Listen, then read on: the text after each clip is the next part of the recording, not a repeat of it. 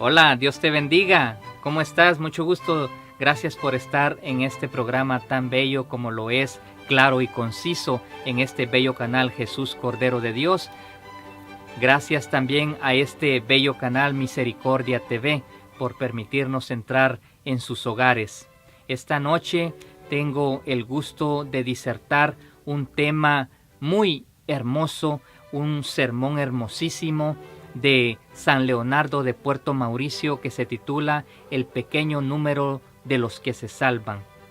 Él era de Italia y espero que este hombre con este mensaje logre tocar sus corazones. Mi nombre es Alex Cordero, soy predicador católico y espero disfruten este bello sermón. Gracias.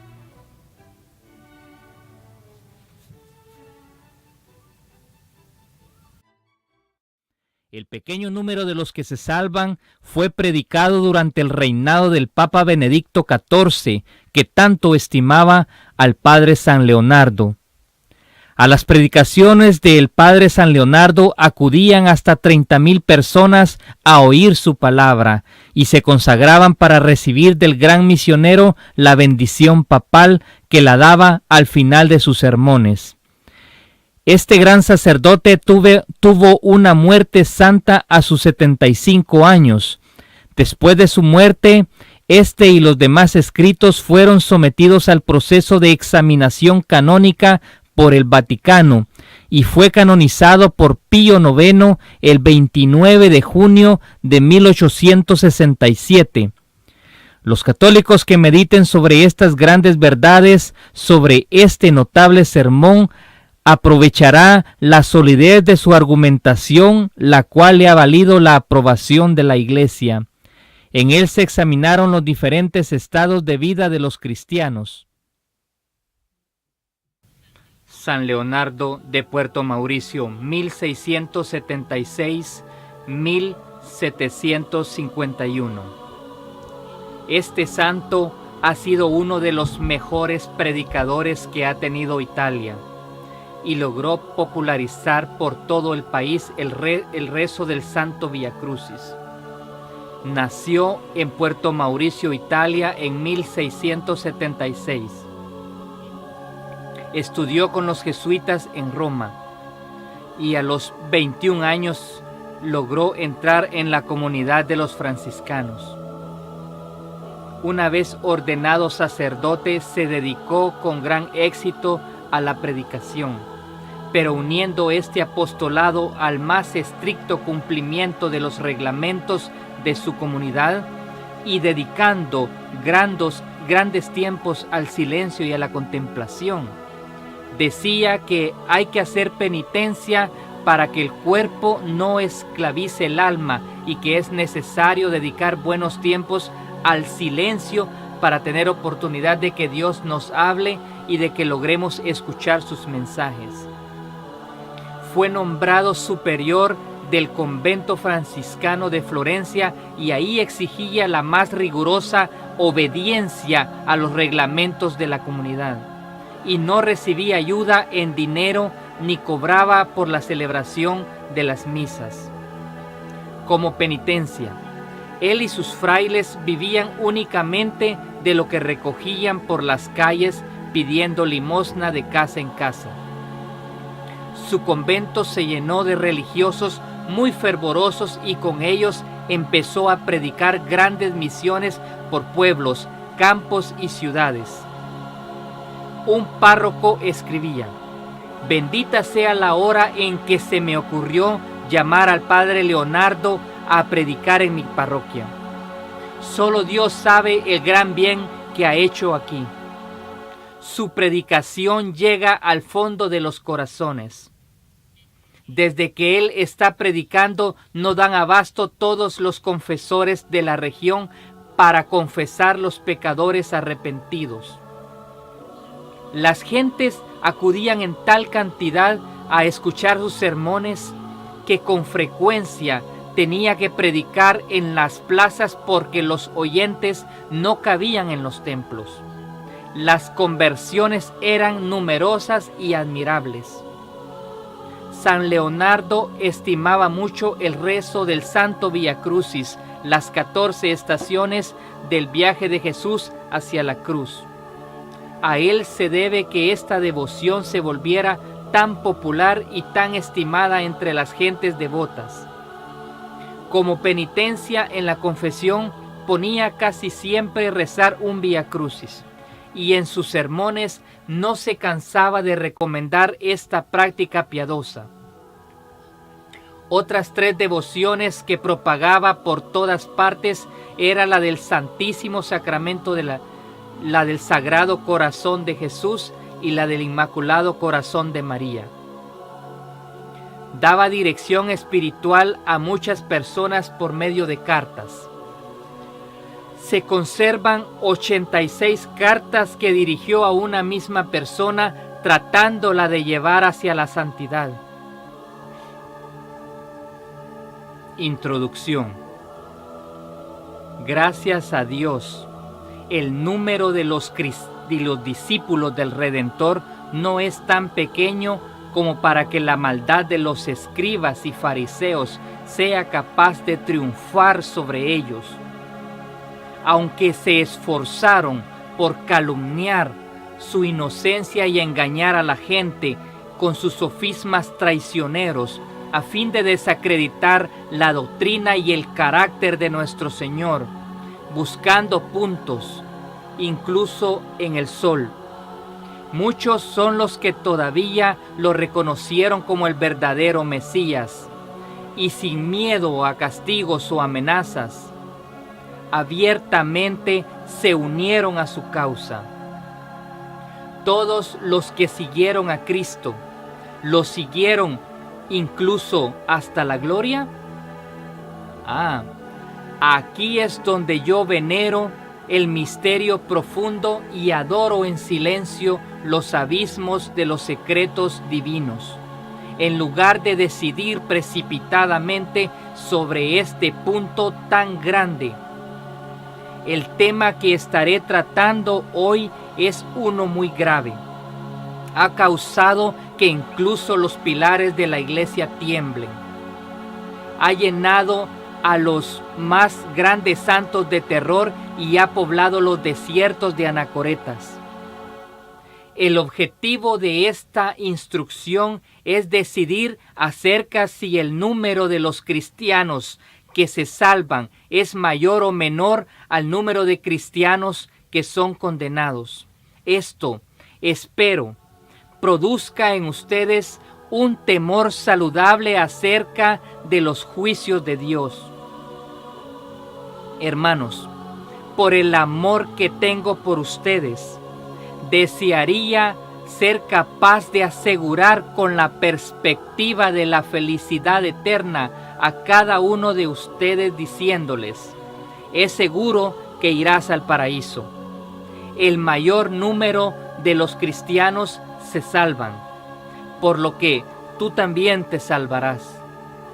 Pero, ¿cómo puedo darles esta dulce garantía si se rebelan contra los decretos de Dios como que si fueran sus propios y peores enemigos? Veo en Dios un deseo sincero de salvarlos, pero encuentro en ustedes una inclinación decidida a ser condenados. Entonces, ¿qué voy a hacer hoy si hablo con claridad? Seré desagradable para ustedes, pero si no hablo, seré desagradable para Dios. Por lo tanto, voy a dividir este tema en 2 puntos. En el primero, para llenarlos de terror, voy a dejar que los teólogos y los padres de la iglesia decidan sobre este tema y declaren que el mayor número de los cristianos adultos son condenados. Y en adoración silenciosa de este terrible misterio, mantendré mis sentimientos para mí mismo. En el segundo punto, trataré de defender la bondad de Dios de los impíos, al demostrarles que los que son condenados por su propia malicia, porque querían ser condenados. De este modo, tenemos dos verdades muy importantes. Si la primera verdad les asusta, no me guarden rencor, como que si yo quisiera hacer el camino hacia el cielo más estrecho para ustedes, porque quiero ser neutral en este asunto, sino más bien guárdenle rencor a los teólogos y a los padres de la iglesia, quienes grabarán esta verdad en sus corazones con la fuerza de la razón. Si ustedes son desilusionados por la segunda verdad, den gracias a Dios por esta, pues Él solo quiere una cosa, que le den sus corazones totalmente. Por último, si me obligan a decir claramente lo que pienso, lo haré para su consuelo. La enseñanza de los padres de la iglesia no es vana curiosidad, sino más bien una precaución saludable proclamar desde lo alto del púlpito ciertas verdades que exigen cierta maravillosa para contener la indolencia de los libertinos, que siempre están hablando de la misericordia de Dios y de lo fácil que es convertirse, que viven sumidos en toda clase de pecados y se quedan profundamente dormidos en el camino al infierno.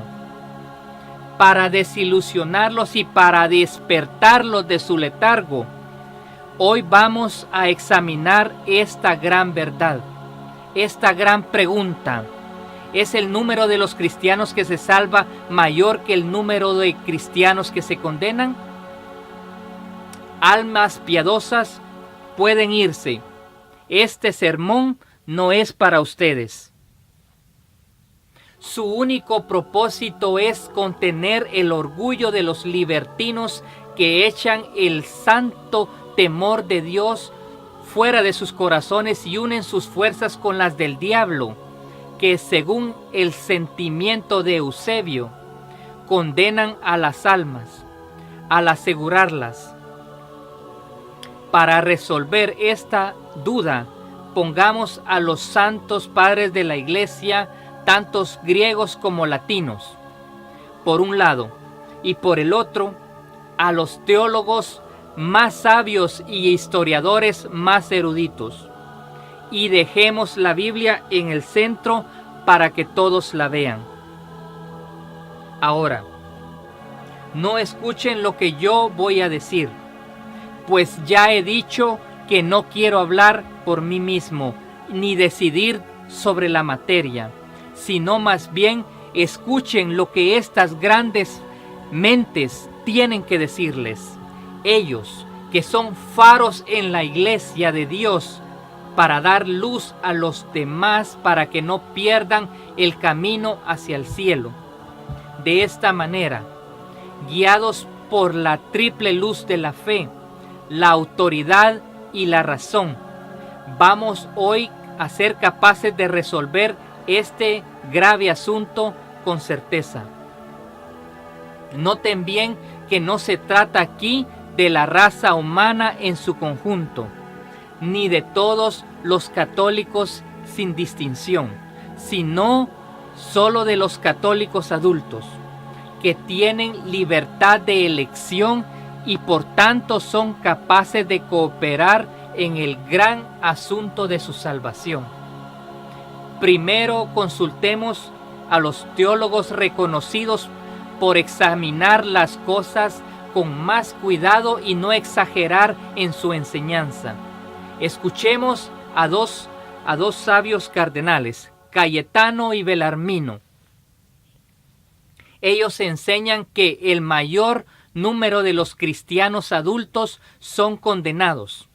Y si yo tuviese el tiempo para señalar las razones en las que ellos se basan, estarían convencidos de esto ustedes mismos. pero me limitaré aquí a citar a Suárez.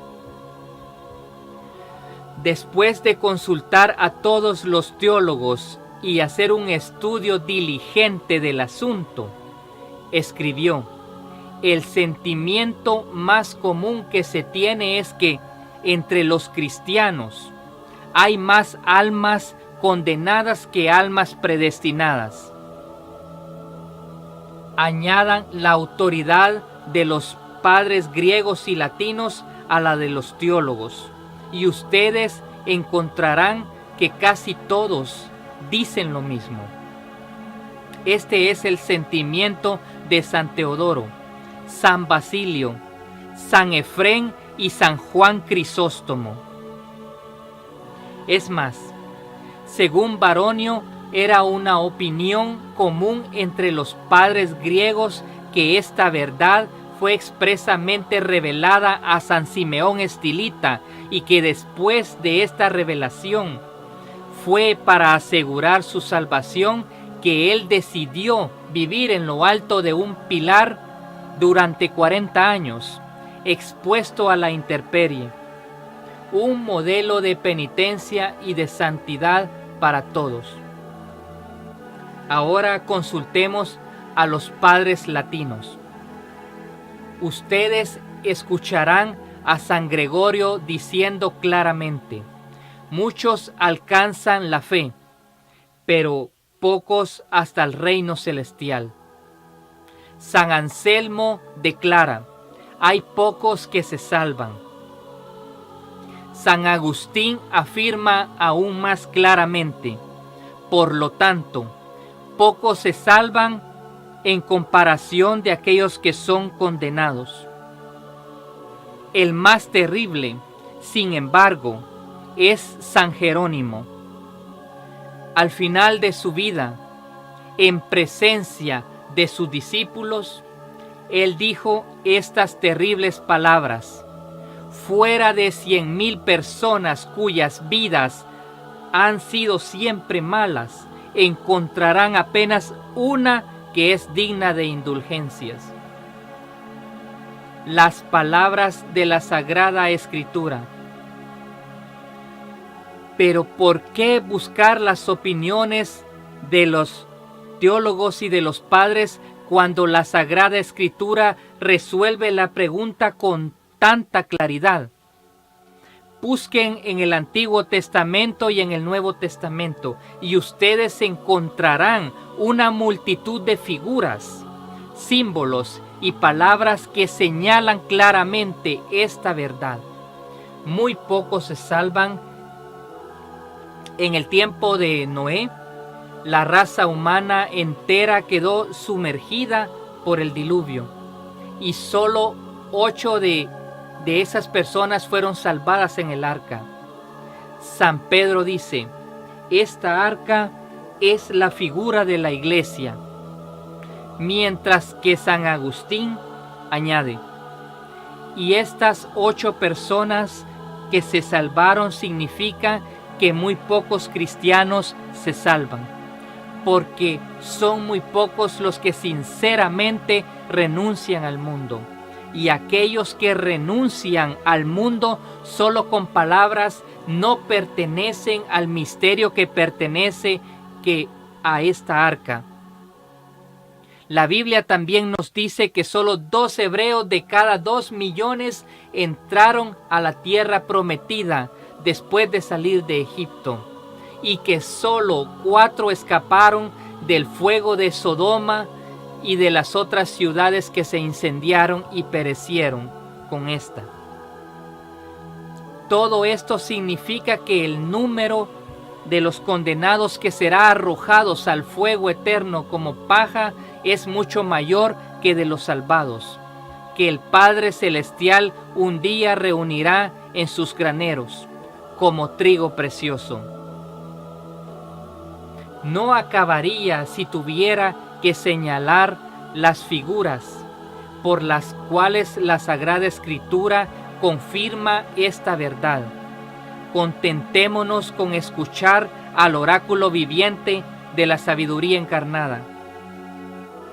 ¿Qué le respondió nuestro Señor aquel hombre curioso del Evangelio que le preguntó: Señor, ¿son pocos los que se salvan?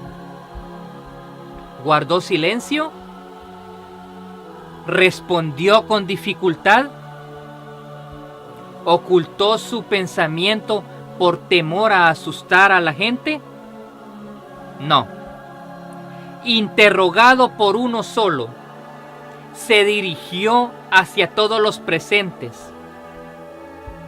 Les dice: ¿ustedes me preguntan si solo unos pocos se salvan? He aquí mi respuesta: esforzaos por entrar por la puerta angosta, porque muchos, os digo, tratarán de entrar y no podrán. ¿Quién habla aquí? Es el Hijo de Dios, la verdad eterna, que en otra ocasión dice aún más claro: muchos son los llamados, pero pocos los escogidos.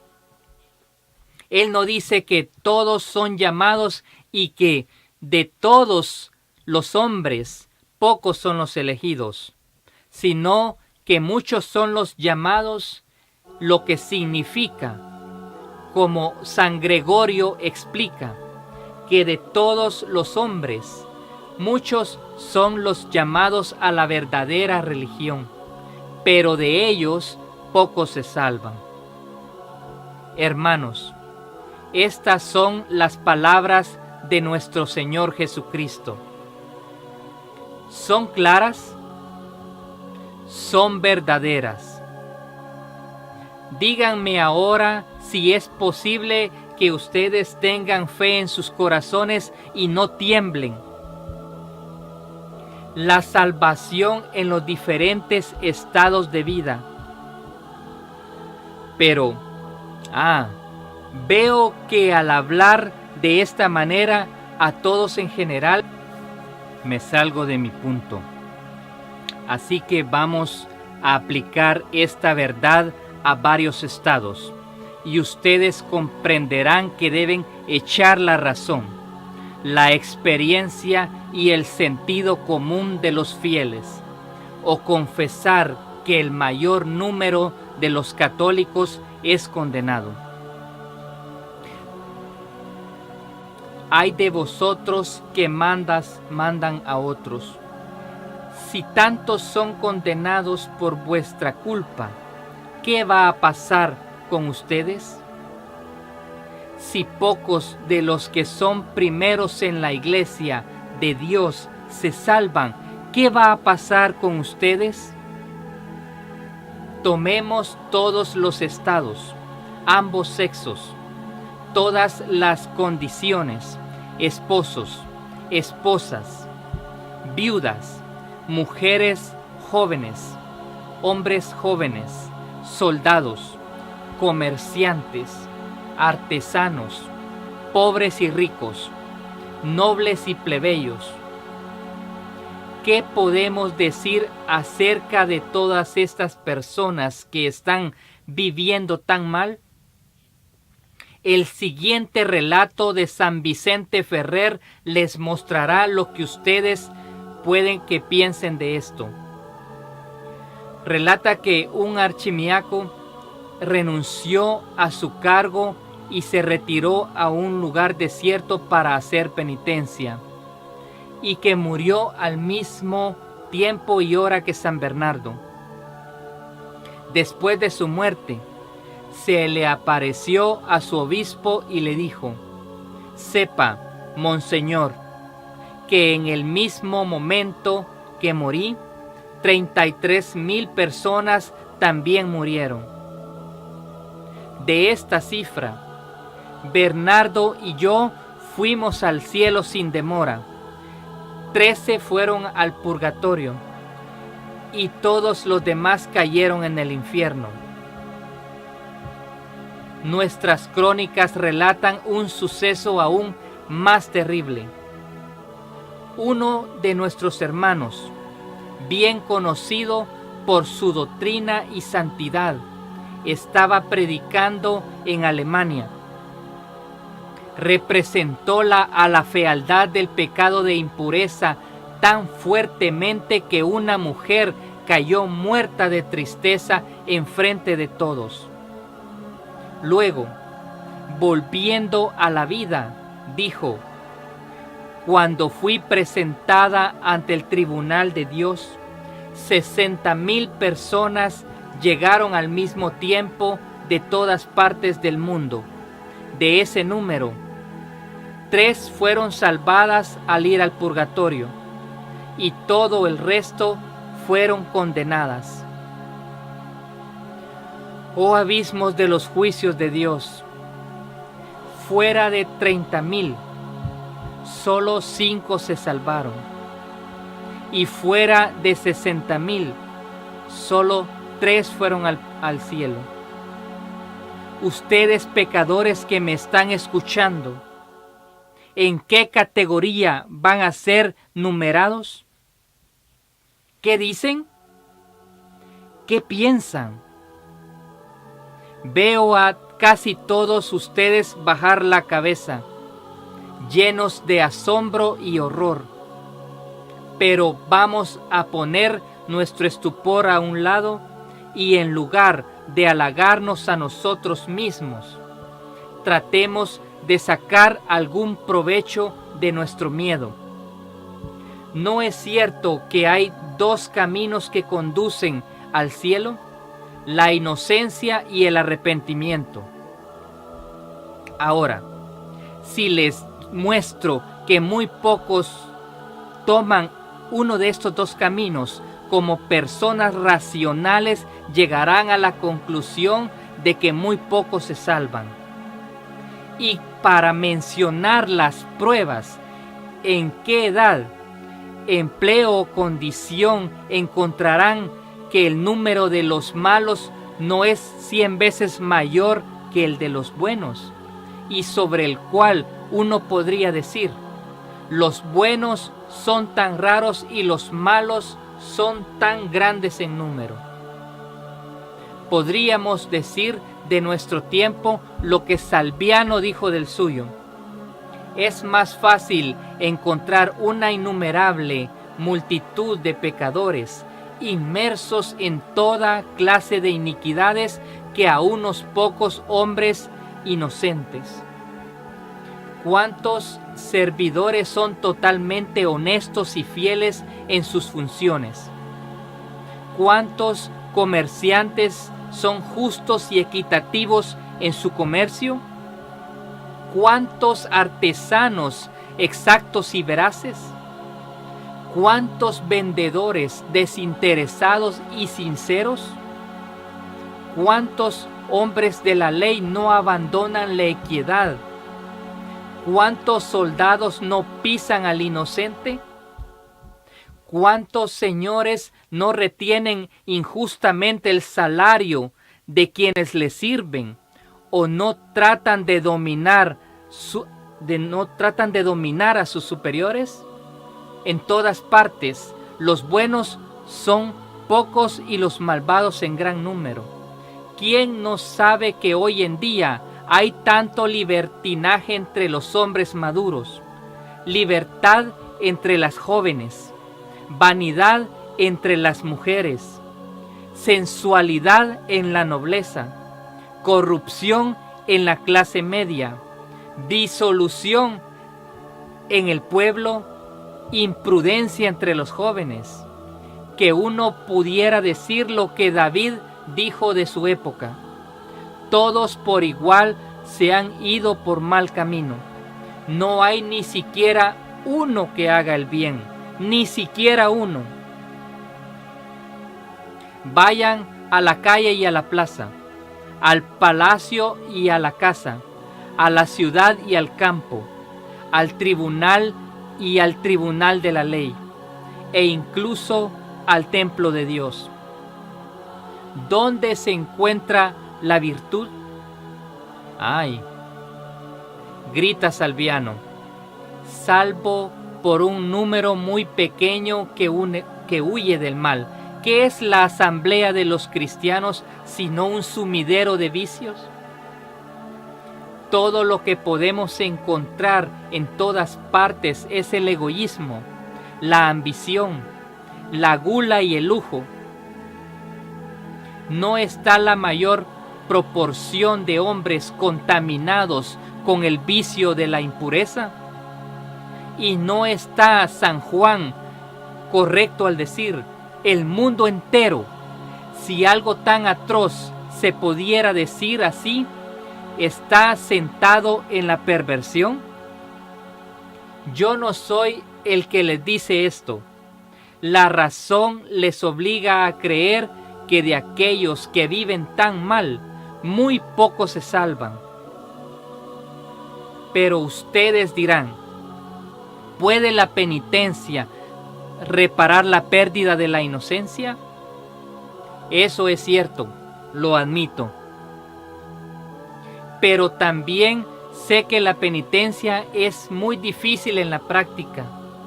Hemos perdido la costumbre de manera tan completa y está tan maltratada por los pecadores que estos solo debería hacer suficiente para convencerlos de que muy pocos se salvan por este camino. Oh, cuán empinada, estrecha, espinosa, horrible de ver y terrible de escalar que es. Donde quiera que miremos, vemos rastros de sangre y cosas que atraen tristes recuerdos. Muchos se debilitan a la vista de ellos. Muchos se retiran al primer momento.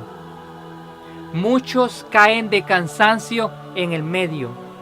Y muchos se rinden miserablemente al final.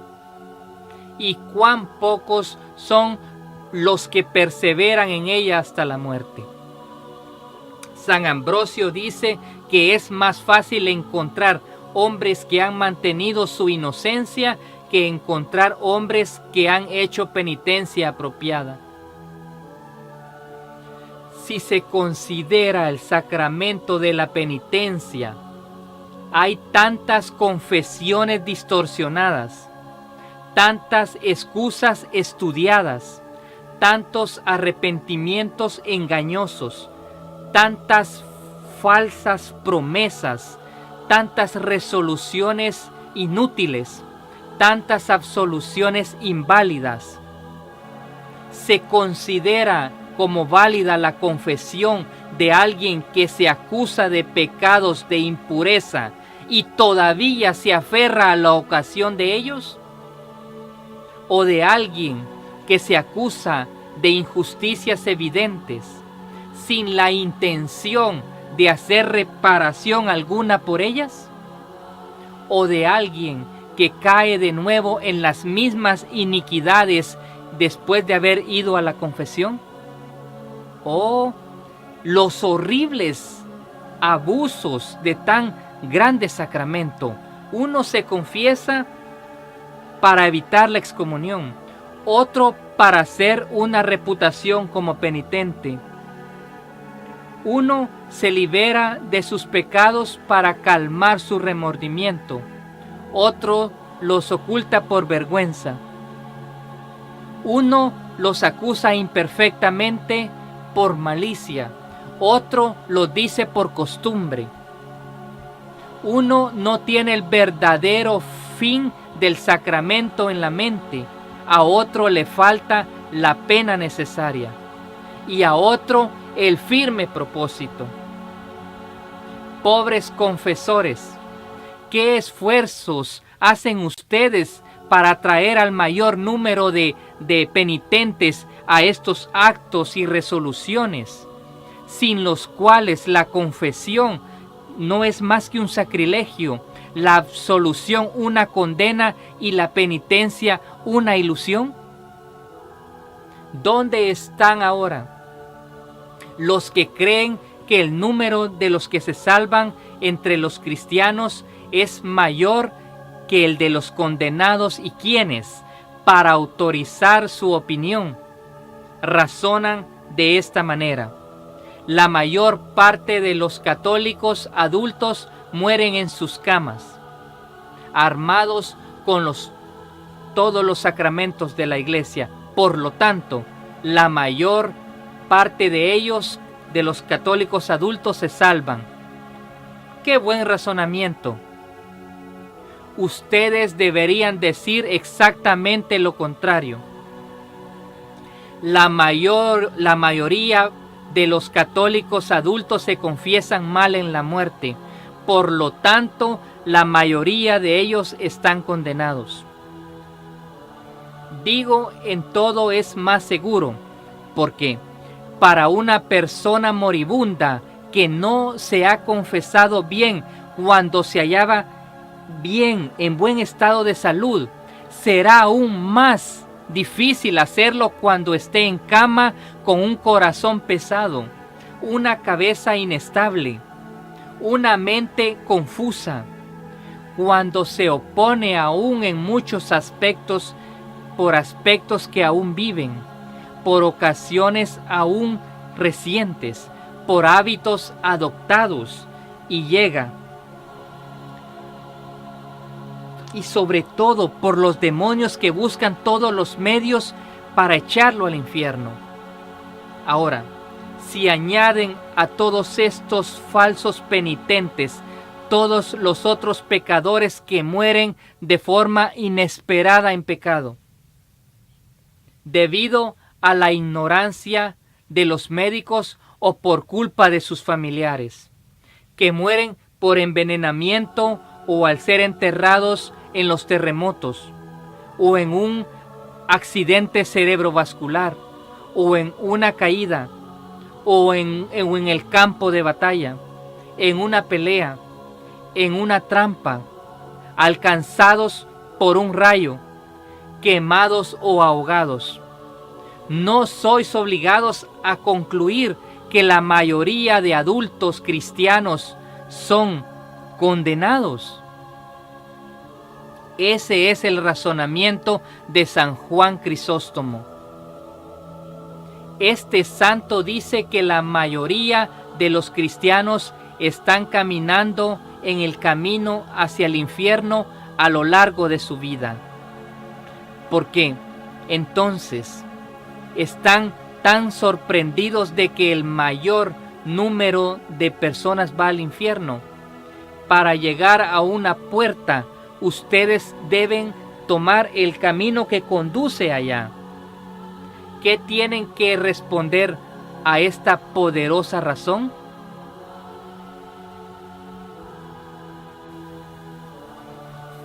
La respuesta, ustedes me dirán, es que la misericordia de Dios es grande. Sí, para los que le temen, dice el profeta, pero grande es su justicia para los que no le temen, y condena a todos los pecadores obstinados. Así que me dirán, bueno, entonces, ¿para quién es el paraíso si no es para los cristianos? Es para los cristianos, por supuesto, pero para aquellos que no deshonran su carácter y que viven como cristianos. Además, si al número de adultos cristianos que mueren en gracia de Dios se añade el de innumerables niños que mueren después del bautismo y antes de llegar a la edad de la razón, no se sorprenderán de que San Juan Apóstol, hablando de los que se salvan, dice: vi una gran multitud que nadie podía contar. Y esto es lo que engaña a aquellos que pretenden que el número de los que se salvan entre los católicos es mayor que el de los que son condenados. Si a ese número se añade el de los adultos que han mantenido el manto de la inocencia, o que después de haberlo manchado lo han lavado en las lágrimas de la penitencia, es cierto que se salva un mayor número, y que explica las palabras de San Juan: yo vi una gran multitud. Y estas otras palabras de nuestro Señor: muchos vendrán de oriente y de occidente, y harán fiesta con Abraham, Isaac y Jacob en el reino de los cielos. Y las otras figuras que suelen citar a favor de esa opinión. Pero si estamos hablando de los cristianos adultos, la experiencia, la razón, la autoridad, la propiedad y la escritura, todos están de acuerdo en aprobar que el mayor de los números es condenado. No creas que por esto el paraíso está vacío. Por el contrario, es un reino muy poblado. Y si los condenados son tan numerosos como la arena del mar, los salvados son tan numerosos como las estrellas del cielo. Es decir, tanto el uno como el otro son innumerables, aunque en proporciones muy diferentes. Un día San Juan Crisóstomo, predicando en la catedral de Constantinopla y teniendo en cuenta estas proporciones, no podría dejar de temblar de horror y preguntarse: fuera de este gran número de personas, ¿cuántos creen que se van a salvar?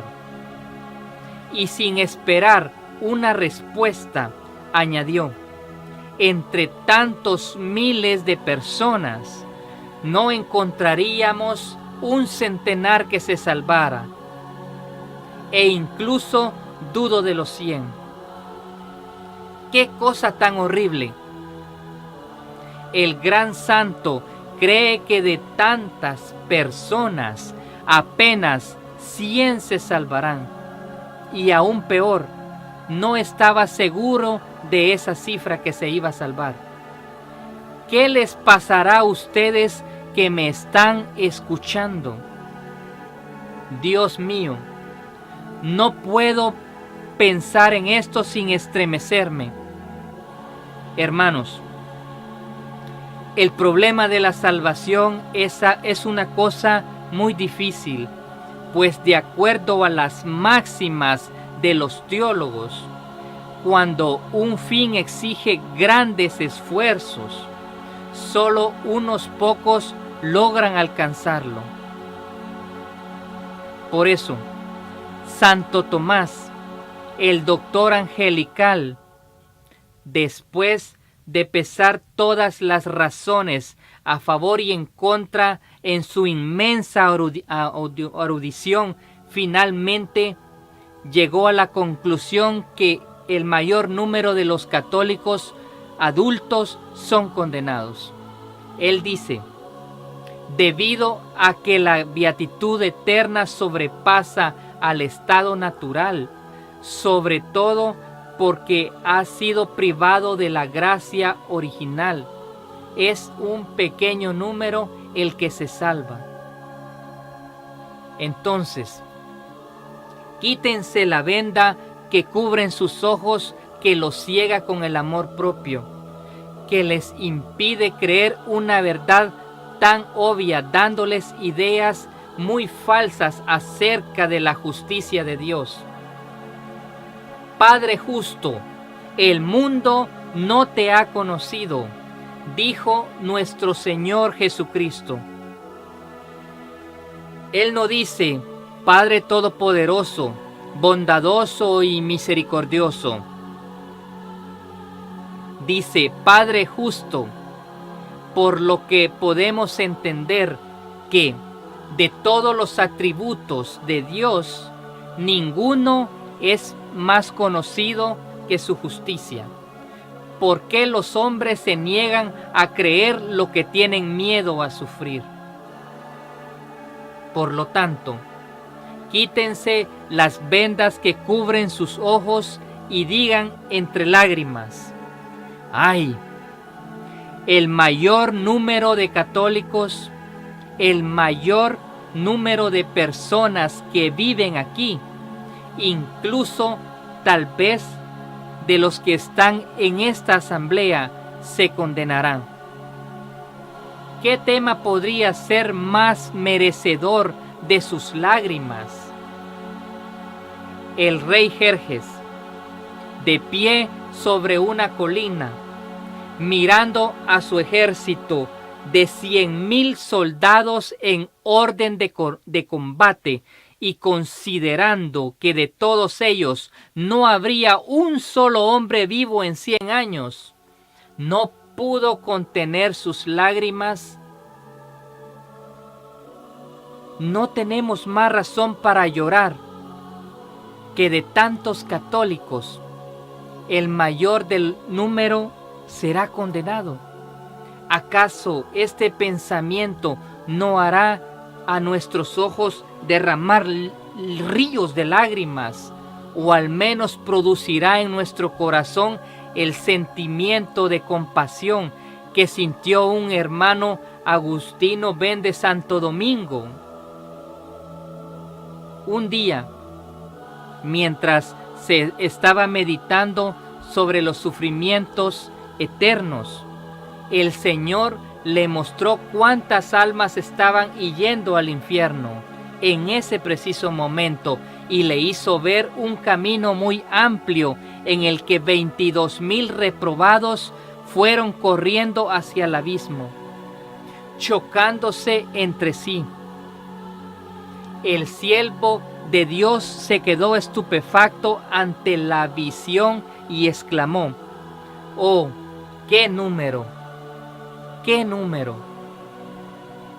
Y aún vienen más. Oh Jesús, qué locura. Déjenme repetir con Jeremías: ¿quién le dará agua a mi cabeza y una fuente de lágrimas a mis ojos? Y lloraré día y noche por los muertos de la hija de mi pueblo. Pobres almas, ¿cómo se puede correr tan deprisa hacia el infierno? Por amor a la piedad, deténganse y escúchenme un momento. ¿O entienden lo que significa ser salvado y ser condenado por toda la eternidad, o no? Si ustedes entienden y a pesar de eso no deciden cambiar su vida hoy en día, hacer una buena confesión y pisotear al mundo, en una palabra, hacen todo esfuerzo para ser contados entre el número pequeño de los que se salvan, yo digo que no tienen la fe. Ustedes son más excusables y no lo entienden. ¿Por qué si no hay que decir que están dementes? Para ser salvados por toda la eternidad, para ser condenados por toda la eternidad, y no hacer todo esfuerzo para evitar esa ruina y asegurarse del otro.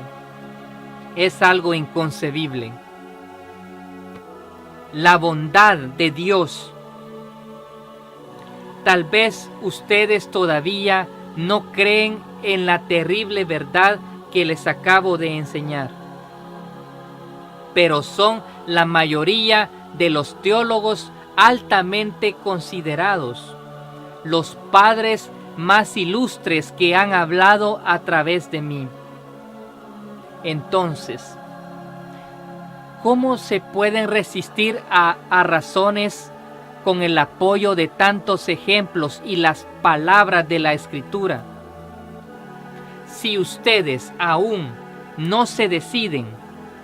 A pesar de esto, y si sus mentes se inclinan a la opinión contraria, esta consideración no basta para hacerlos temblar. ¿O esto muestra que no les importa mucho su salvación?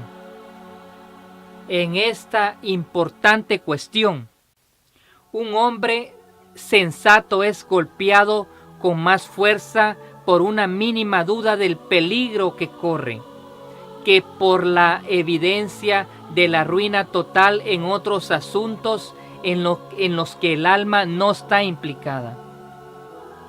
Uno de nuestros hermanos, Giles de Asís, tenía la costumbre de decir que si un solo hombre iba a ser condenado, él haría todo lo posible para asegurarse de que no fuera él ese hombre.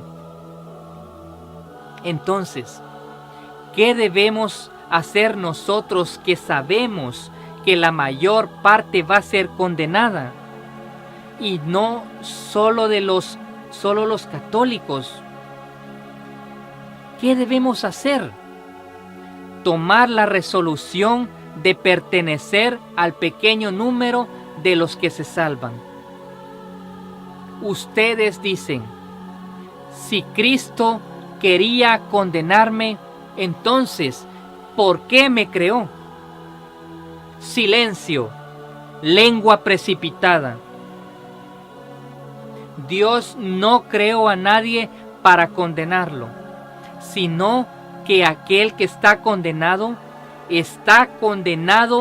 porque quiere estarlo.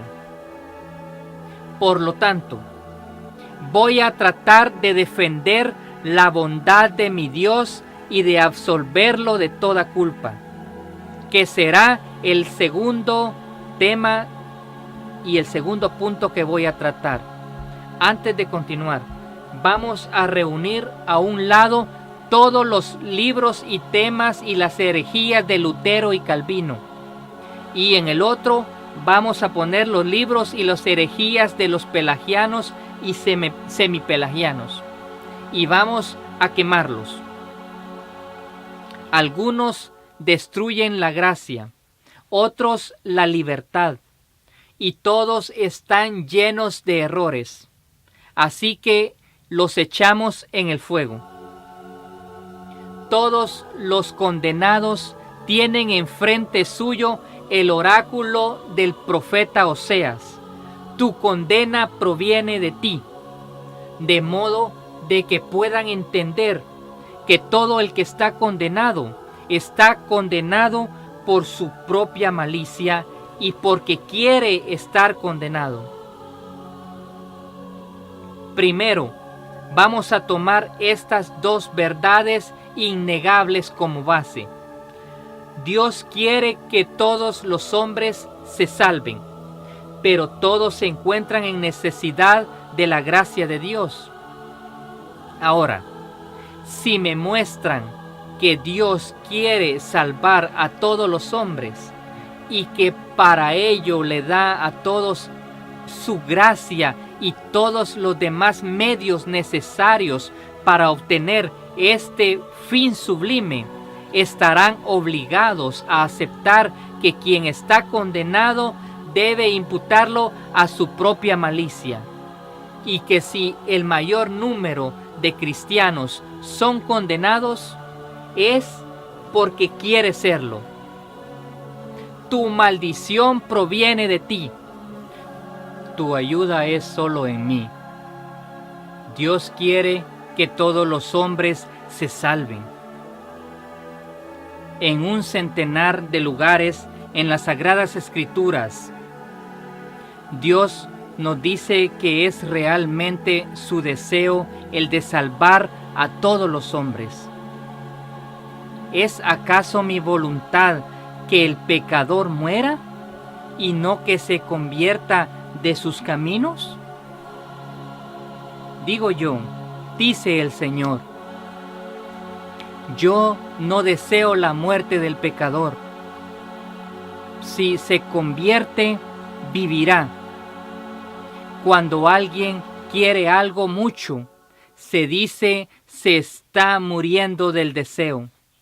Es una hipérbole. Pero Dios ha querido y aún quiere nuestra salvación, tanto que murió de deseo y sufrió la muerte para darnos vida.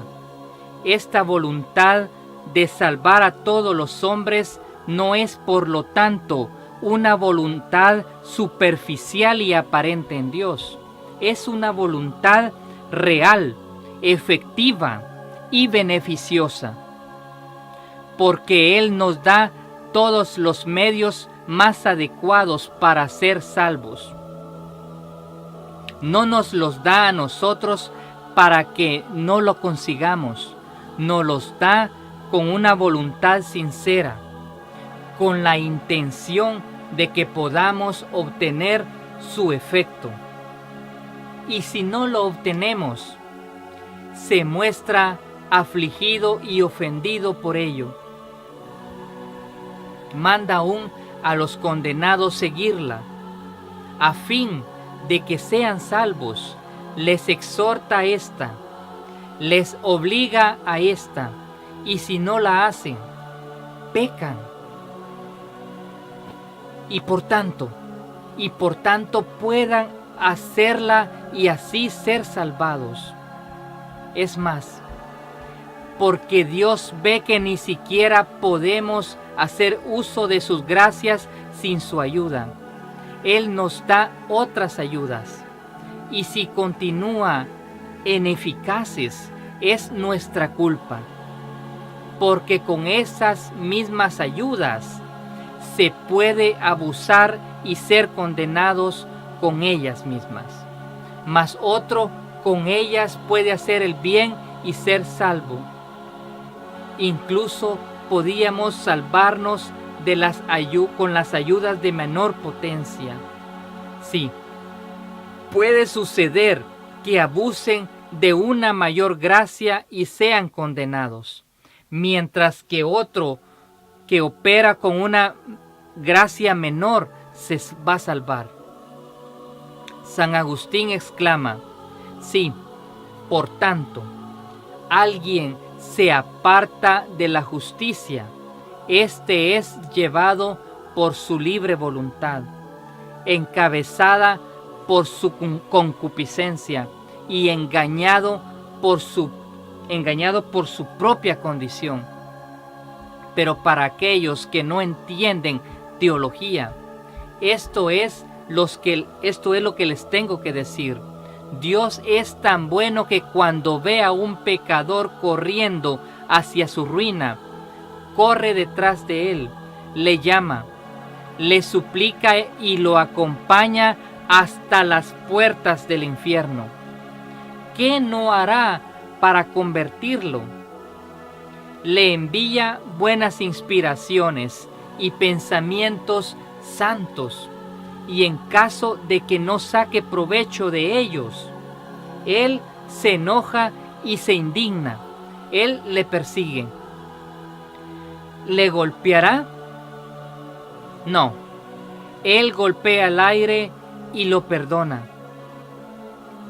Pero el pecador no se convierte todavía. Dios le envía una enfermedad mortal. Sin duda, es todo para él. No, hermanos, Dios lo cura. El pecador se obstina en el mal, y Dios en su misericordia busca otro camino. Él le da un año más, y cuando este año pasa, es más, le concede otro. Pero si el pecador todavía quiere arrojarse al infierno a pesar de todo esto, ¿qué hace Dios? ¿Le abandona?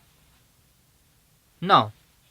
Él lo toma de la mano, y mientras que él tiene un pie en el infierno y el otro fuera, Él le predica y le implora que no abuse de sus gracias. Ahora les pregunto, si ese hombre es condenado, ¿no es cierto que es condenado en contra de la voluntad de Dios y porque quiere ser condenado? Ahora vengan y pregúntenme, si Dios hubiera querido condenarme, ¿por qué me ha creado? Pecador ingrato, aprende hoy de que si eres condenado, no es Dios quien tiene la culpa, sino eres tú y tu propia voluntad. Para que te convenzas tú mismo, baja hasta las profundidades del abismo y os traeré una de esas miserables almas condenadas que están ardiendo en el infierno, para que ésta les explique esta verdad a ustedes. Aquí hay una. Dime, ¿quién eres? Soy un pobre idólatra, nacido en una tierra desconocida. Nunca oí hablar del cielo ni del infierno, ni de lo que estoy sufriendo ahora. Pobre miserable, vete, no eres al que estoy buscando. Otro está viniendo, ahí está. ¿Quién eres? Soy un cismático de los extremos de Tartaria. Siempre he vivido en un estado incivilizado, casi sin saber que hay un Dios. No eres al que quiero. Regresa al infierno. Aquí está otro. ¿Y tú quién eres? Soy un pobre hereje del norte. Nací bajo el polo y nunca vi ni siquiera la luz del sol ni la luz de la fe. No eres al que estoy buscando. Regresa al infierno. Hermanos, mi corazón se rompe al ver a estos pobres desgraciados que ni siquiera sabían de la verdadera fe entre los condenados. Aún así, sabemos que la sentencia de condenación fue pronunciada contra ellos y se les dijo: tu condena proviene de ti. Fueron condenados porque querían serlo. Recibieron tantas ayudas de Dios para ser salvados. No sabemos lo que eran, pero ellos sí lo saben bien. Y ahora gritan: oh Señor, tú eres justo, y tus juicios son equitativos. Hermanos, ustedes deben saber que la creencia más antigua es la ley de Dios y que todas la llevamos escritas en nuestros corazones, que se puede aprender sin maestro y que basta con tener la luz de la razón para tener todos los preceptos de Dios y de nuestra ley. Por eso incluso los bárbaros se escondieron cuando cometieron pecado, porque sabían que estaban haciendo mal y que son condenados por no haber observado la ley natural escrita en sus corazones. Porque si la hubieran observado, Dios habría hecho un milagro en lugar de dejarlos que se condenaran. Él les hubiera enviado a alguien para que les enseñe y les hubiera dado otras ayudas, de las cuales se hicieron indignos por no vivir en conformidad con las inspiraciones de su corazón y de su conciencia, que nunca dejó de advertirles del bien que deberían de hacer y del mal que deberían de evitar. Así es que en su conciencia, es su conciencia la que los acusó en el tribunal de Dios, y les dice constantemente en el infierno: tu condena proviene de ti. Ellos no saben qué responder y se ven obligados a confesar que son merecedores de su suerte. Ahora bien, si estos infieles no tienen excusa, ¿habrá alguna para algún católico que tenía tantos sacramentos, tantos sermones, tantas ayudas a su disposición? ¿Cómo se atreven a decir: si Dios iba a condenarme, ¿por qué me ha creado? ¿Cómo se atrevería a hablar de esta manera cuando Dios le da tantas ayudas para ser salvo? Así que terminemos frustrándole. Ustedes que están sufriendo en el abismo, contéstenme: ¿hay católicos entre ustedes? Por cierto que hay. ¿Cuántos? Que uno de ellos venga aquí. Eso es imposible. Están demasiado abajo. Y para poder hacer que ellos vengan arriba, tendríamos que poner todo el infierno de cabeza. Sería más fácil detener a uno de ellos que esté cayendo adentro. Así pues, me dirijo a ustedes que viven en el hábito de pecado mortal, en el odio, en el fango del vicio de la impureza, y que se acercan al infierno cada día. Detente y da la vuelta. Es Jesús quien te llama ahora, con sus heridas, así como con tantas voces elocuentes, te invita a ti y te dice: hijo mío, si eres condenado, solo te puedes culpar a ti mismo. Tu condena y tu condenación vendrá de ti. Alza tus ojos y ve todas las gracias con las cuales te he enriquecido para asegurar tu salvación eterna. Te podría haber hecho nacer en un bosque en Bavaria, que es lo que hice con muchos otros, pero yo te hice nacer en la Iglesia Católica.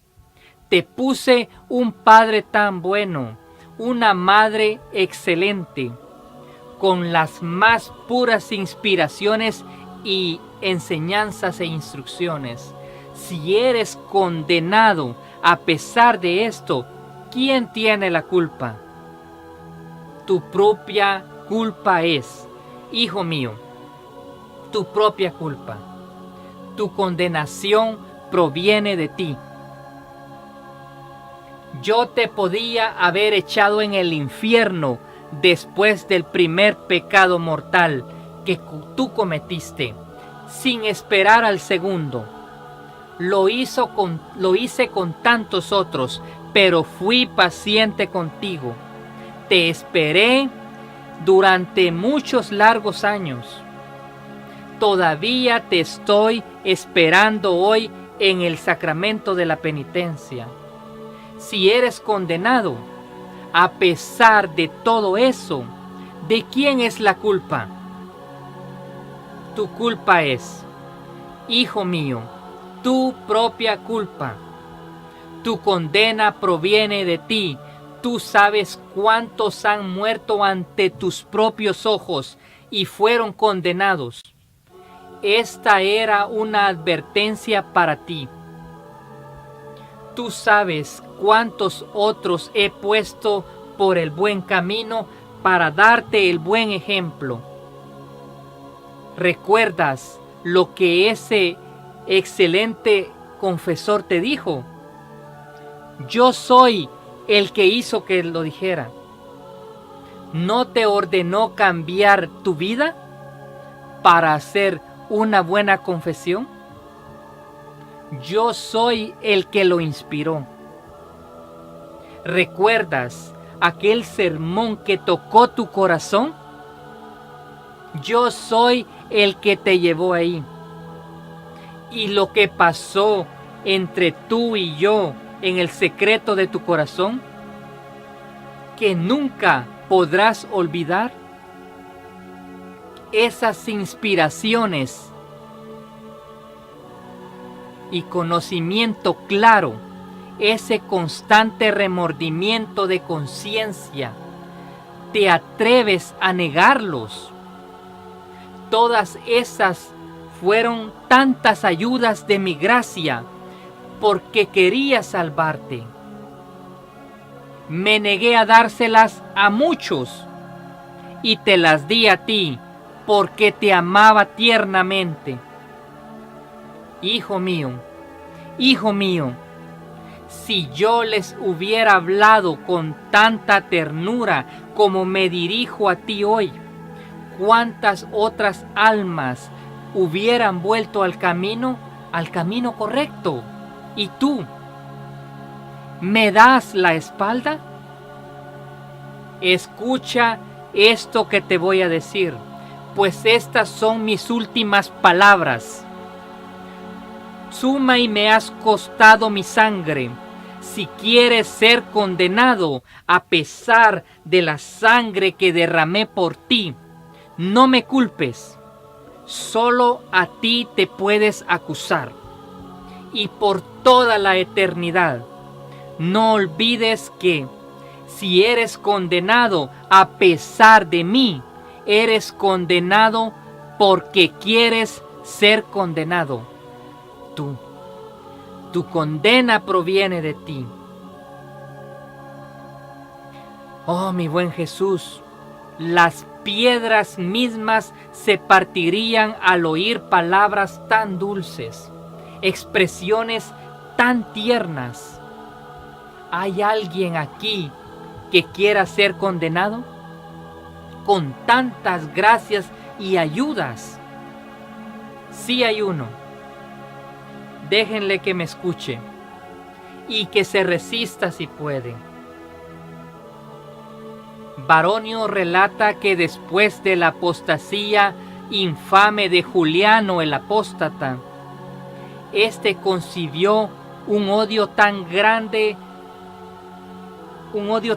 al santo bautismo que día y noche buscó una forma de borrar su bautismo.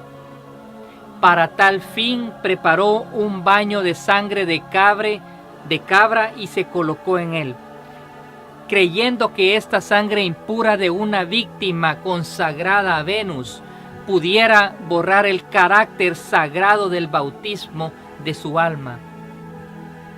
Tal comportamiento te parecerá abominable a ti, pero si el plan de Juliano hubiese sido capaz de tener éxito, lo cierto es que estaría sufriendo mucho menos en el infierno.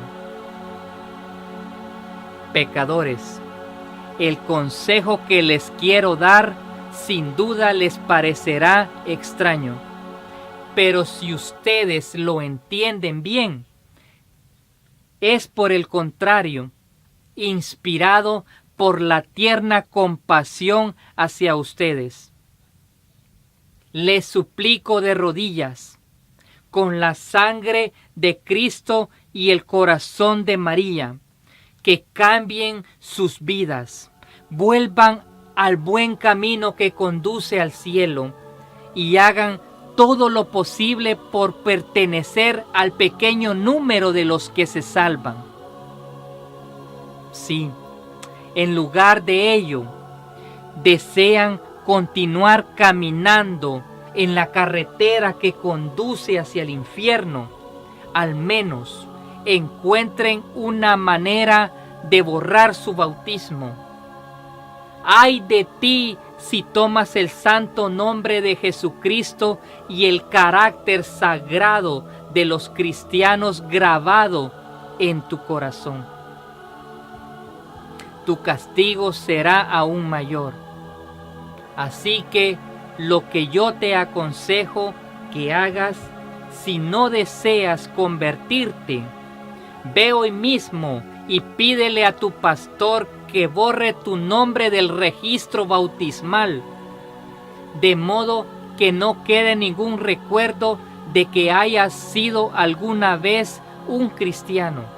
Implora a tu ángel de la guarda que borre de su libro de gracias las inspiraciones y las ayudas que ha dado por orden de Dios, porque hay de ustedes si las recuerda.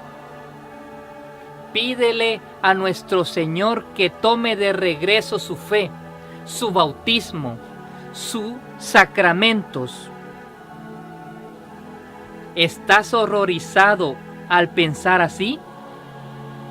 Pues bien, échate a los pies de Jesucristo y dile, con lágrimas en los ojos y el corazón contrito: Señor, confieso que hasta ahora no he vivido como cristiano.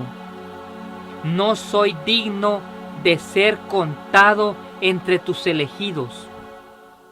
Reconozco que merezco ser condenado, pero tu misericordia es grande y me llena de confianza y gracia. Te digo que quiero salvar mi alma, aunque tenga que sacrificar mi fortuna, mi honor y hasta mi vida, con tal de que sea salvado. Si he sido infiel hasta ahora, me arrepiento, imploro, detesto mi infidelidad y te pido humildemente que me perdones por ello. Perdóname, buen Jesús, y también fortaléceme para que pueda ser salvado. Te pido no la riqueza, ni el honor, ni la prosperidad. Te pido una sola cosa, que salves mi alma. Y tú, oh Jesús, ¿qué dices? Oh buen pastor, mira a la oveja descarriada que vuelve a ti. Abraza a este pecador arrepentido. Bendice sus suspiros y lágrimas.